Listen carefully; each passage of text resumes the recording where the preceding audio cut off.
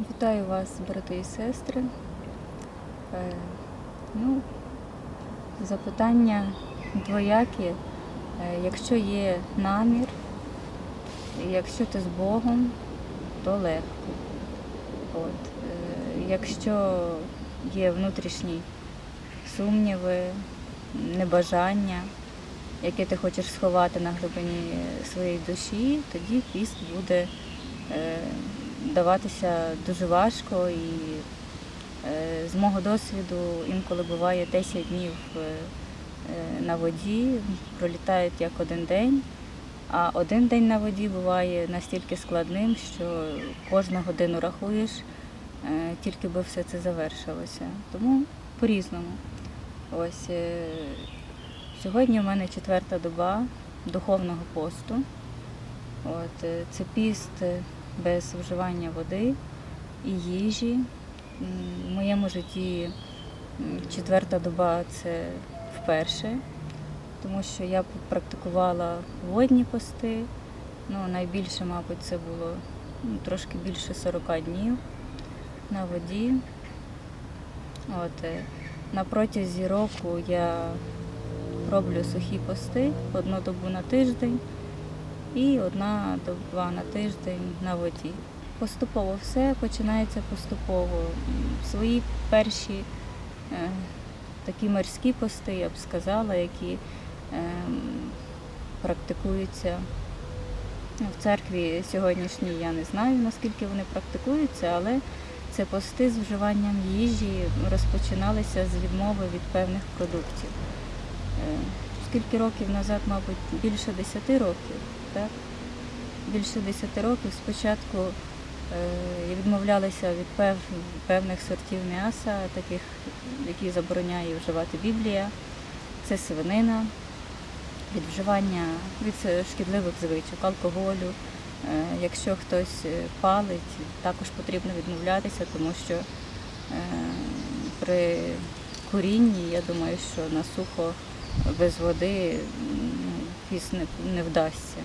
Тобто потрібно максимально очистити свій організм від всіх шкідливих речовин, які з кожним роком накопичуються в нашому тілі. І найскладніше – це зламати свій розум, який звик жити в рамках правил, як ведеться в науці і в медицині, що без води людина може прожити 3 дні. Ось сьогодні в мене 4-й день, я, бачите, жива, виконую обов'язки, тобто в мене є сім'я, діти. Я не закрилася в пещері, життя йде повним ходом. Дні на пості такі ж дні, як звичайні, з своїми обов'язками, з невеличкими розчаруваннями, радостями. Звичайні дні. Ще я хочу сказати за духовний піст.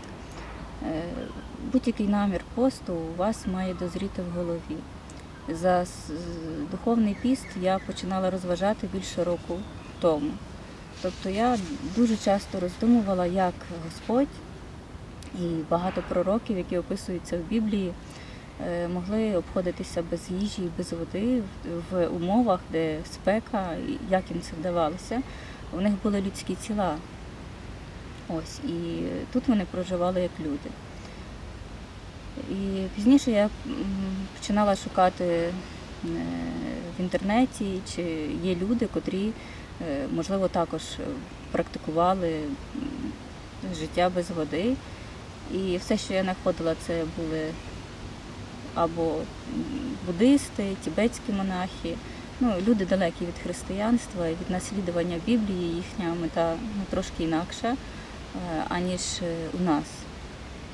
І насправді їм вдавалося і 10 днів, і більше знаходитися без води. Вони рухалися, виконували фізичні нагрузки, але всі вони обмежували контакт з їжею і з водою. Тобто вони шукали місця тиші, де не було нікого, усамітнення. Тільки так у них вдавалося.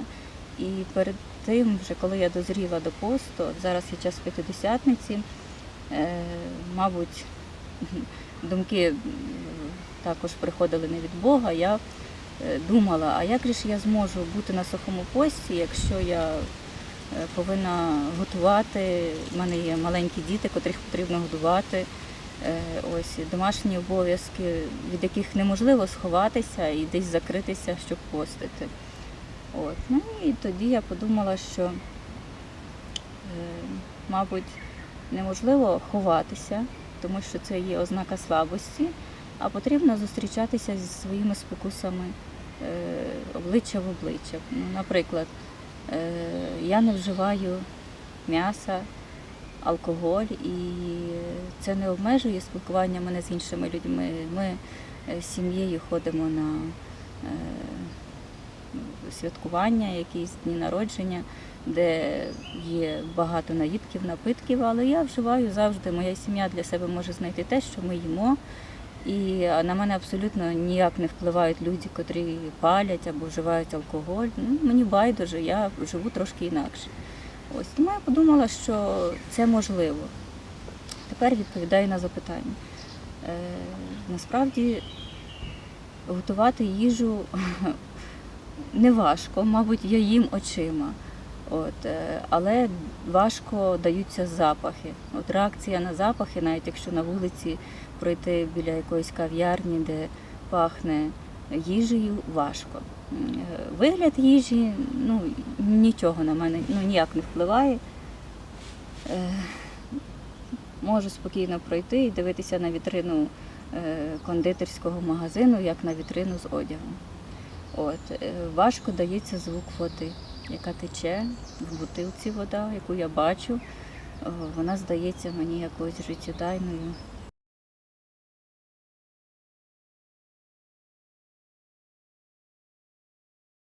У мене немає якогось фанатичного відношення до відмови від води. Чому фанатично? Тому що є люди, які практикують,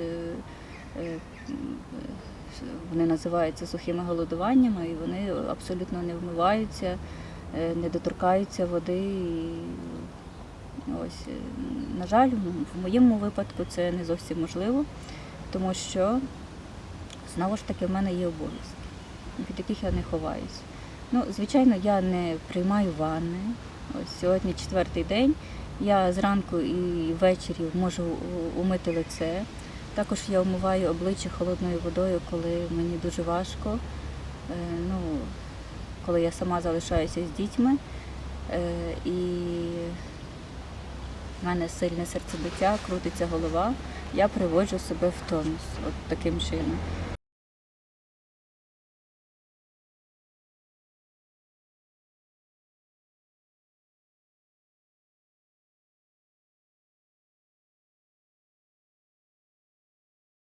Сьогоднішня наука говорить, що життя без молочних продуктів і без м'яса також неможливо.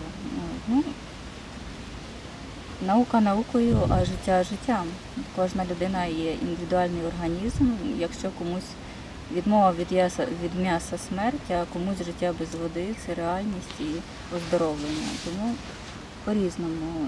Насправді на будь-яких постах, я маю на увазі піст, про який говорить Господь, це піст на воді або піст, духовний піст без води, він спрямований на оздоровлення. Спочатку оздоровлення тіла, а потім оздоровлення душі.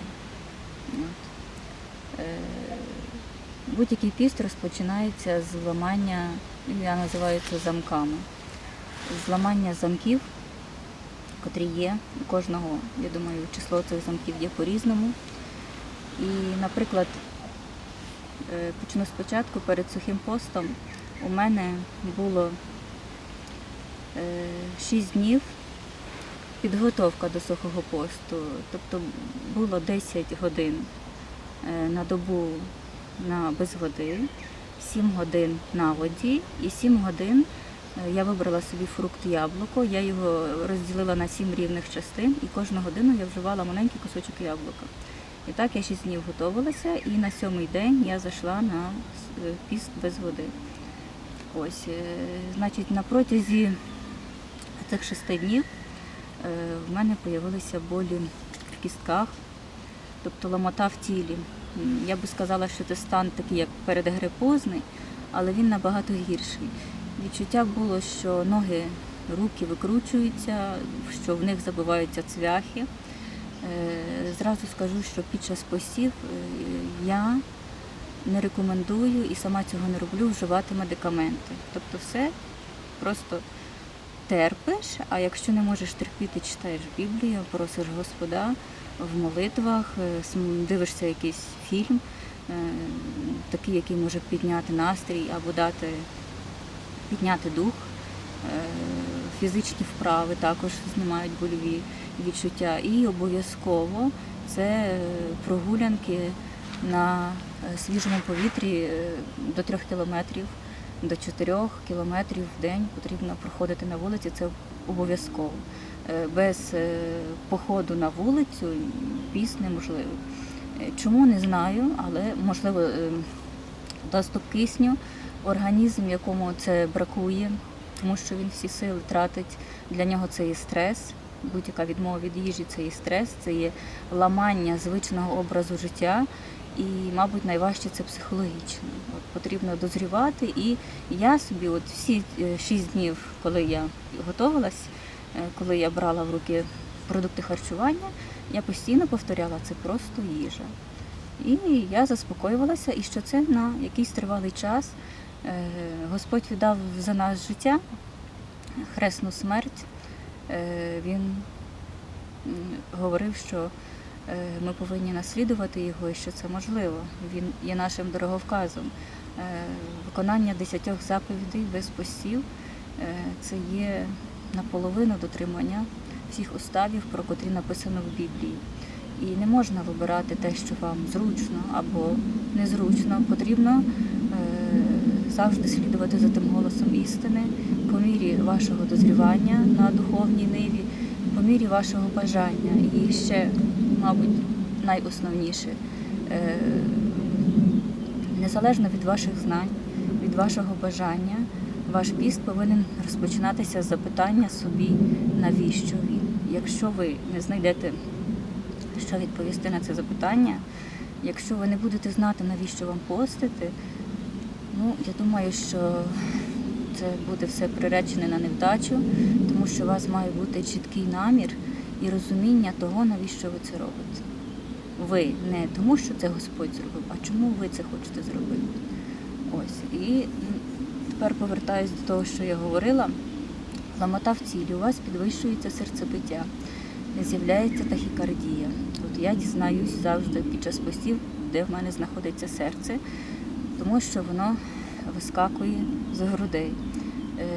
Артеріальний тиск падає. Тобто, що це значить?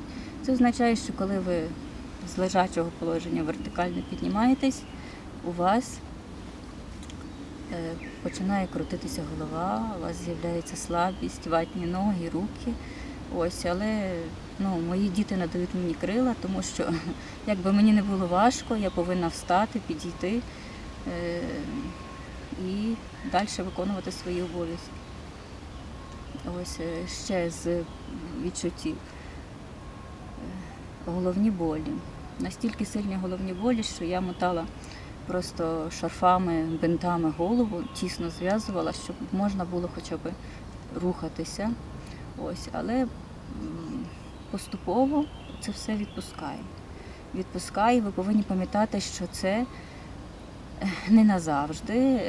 Потрібно проводити такі міні-медитації під час молитви. Я собі старалась, коли я лежала, і я не могла порухатися, тому що біль була жахлива. І я говорила собі, що моя біль – це квіти. Насправді, коли я закривала очі, я бачила поле квітів. І якось вона помаленьку відволікається, і не зразу, чуда не буває. Я знаю, що є люди, які говорять, що їм на 3-й день легко. Мені особисто важко завжди. Ось, але потрібно не заглиблюватися в свої больові відчуття, а рухатися вперед. І будь-яке очищення організму, воно і вимагає від вас перетерпіти всі відчуття, які у вас з'являються. Ось, і чим більше вас на протязі вашого життя було недуг, ось, тим важче вам буде. У мене бувають такі дні, що от я встаю і я отак за стіну тримаюсь і рухаюсь. І після прогулянки мені стає набагато краще, я повертаюсь до свого звичного життя, ну, в кавичках звичного, тому що от зараз навіть я розмовляю, у мене є така трохи задишка, тахікардія, але я думаю, що на 4-ту добу, яка в моєму житті є вперше, це нормально. От також хочу сказати для людей, котрі хочуть також практикувати пости вже як медик, що ні в якому разі не потрібно спішити. Є приказка «спішіть повільно», дуже мудра приказка. І якщо ви знаходитеся в числі тих людей, котрі вживають і живуть повноцінним життям, вживають різноманітну їжу, то вам потрібно спочатку відмовитися від м'ясних продуктів максимально. Тобто вживайте м'ясо 2-3 рази в рік, наприклад. Так? Ось, пізніше вам потрібно зменшити порції. От ми починали відмова від м'яса, потім ми зменшували порції. Наприклад, ви берете собі мірку, кружку, половина кружки – це і ваша норма, так, там 3 на день. Половина кружка каші чи овочів, ось чи супу половина кружки, і все міряєте. Поступово ваш шлунок зменшується, бажання їжі також зменшується. Пізніше ми переходили на пости, котрі, ну, в основному пости – це пасхальний піст і п'ятидесятниця, і різдвяний, так, які були в нашому житті. 3 таких серйозних поста ми переходили на одноразове харчування вечором, тобто одноразове. Тобто всі дні посту ми вживали їжу, тільки овочі, запечені, без масла вживання, олії, овочі, фрукти і вечором. Тобто ми запікали там те, що було по сезону, і вживали, і все. Тобто різні такі підготовчі були у нас пости, які вже виводили нас на воду і на сухо, але от кожну п'ятницю в нас завжди на воді. Я хочу сказати, що це можливо. У мене є малолітні діти, котрі практикують також у нас в п'ятницю водні пости. Ну, наприклад, син зрану, з вечора, так можна сказати, і до 6 вечора наступного дня він у нас п'є водичку, чаї з медом. Якщо хоче, можемо зробити йому какао. Тобто дитину я не обмежую в вживанні молочних продуктів, таких як молоко, але вода без хліба, без звичайної їжі, і вдається не завжди, але стараємося кожну п'ятницю практикувати. А старші діти, то вони можуть у нас бути добу без води і добу на сухо. У нас такий досвід, так що це можливо. Діти бадьорі, по них не скажеш, що вони не їдять, бігають, стрибають. Якщо просяться їсти, інколи можу сказати, давай ще годину потерпимо. Ну, а якщо дитина не хоче, я не нав'язую, готуємо їжу і дитина їсть. От я хочу сказати, що перед початком справжніх постів або духовних постів у вас повинна бути підготовка. І я думаю, що ця підготовка забере досить тривалий час. Тобто спочатку ви повинні відмовитися від вживання алкоголю, тютюну, м'яса, жирних сортів м'яса. Ви повинні відмовитися від приправ, підсилювачів смаку, таких як майонез, сіль, цукор. Я не хочу сказати, що ви повністю їх не вживаєте, але, наприклад, майонез в моїй сім'ї давно замінений сметаною. Обмежити вживання солі, оцету, тому що ці всі речовини, вони у вас підсилюють апетит.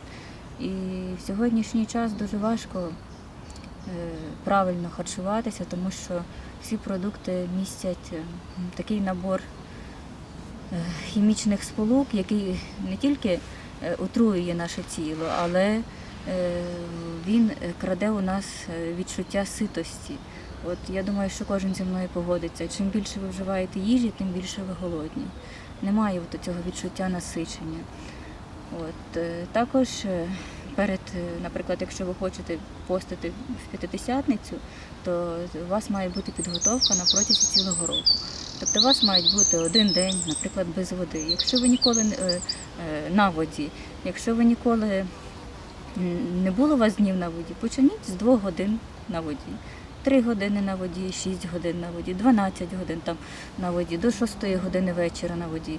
І поступово ви збільшуєте. Не можна людині, котра все вживає, тільки тому, що вона прочитала чи подивилася на когось, хто може постити, зразу стрибати в омут з головою, тому що я думаю, що це небезпечно і для тіла, ну і для душі. І будь-який піст, він спрямований на те, щоб ми тіло умертвили. Коли ви заходите на пости, перше, що у вас з'являється, це постійна втома, у вас мало сили. А до чого це призводить? Ви менше дратуєтесь. У вас з'являється менше емоцій. І тіло не може протестувати. Тіло може підсовувати вам думки, а навіщо, подивись, важко, сьогодні тебе все ломить, не потрібно. Але ви повинні не звертати увагу на такі облесливі, я думаю, думки, гнати їх від себе, переключатися. Обов'язково переключатися немає значення на що. На будь-яку справу, яка вас може відволікти, і продовжувати далі йти до своєї мети.